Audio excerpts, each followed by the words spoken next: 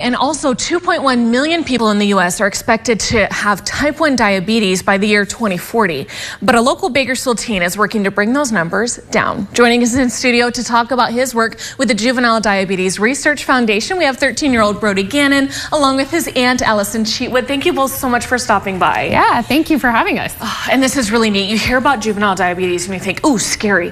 What was your journey? How did you first become involved with this? It was March 29th when I was coming down to visit my grandparents for spring break, and before that I was sick and it was during COVID, so we just thought it was COVID or some just like a flu.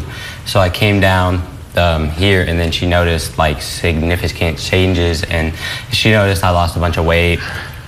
I was drinking a bunch of water, using the bathroom a lot, and then she found me on the floor in my bedroom, and my blood sugar was 890, like really high, up like almost like diabetic coma levels.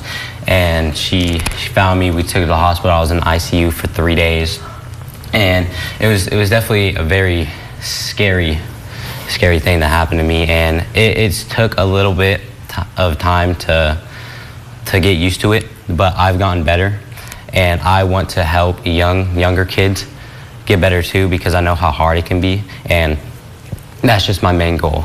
I love that, and I think that personal journey and that experience helping other families know that they're not alone in this.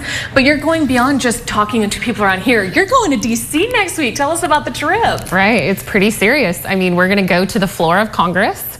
There are two main issues that JDRF is looking to push for decisions to get funding for research. The first being the Special Diabetes Program. SDP is a $150 million federally funded program that expires in September.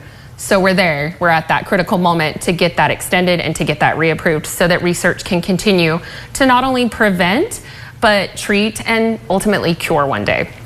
The second thing is how unavailable insulin is to people that need this life-saving medicine. So with the inordinate amount of people in this country that have no access to insulin, it's the #2 priority beyond research to get that into the hands of the people that really do need it. It's so important. So I love that you're going to go and you're going to face the lawmakers. You're going to tell them your story. You're going to be advocating for us. What's a message that you want to bring back home to Bakersfield families? What can we do to help? What do you think, Bertie? You want to take that one? I don't know. Can we help spread the word? I'll take it. Yeah, absolutely. You can go online to JDRF. There are groups, pocket groups all over the nation. JDRF is the entire nation. There's going to be 160 of us in DC for the next 3 days.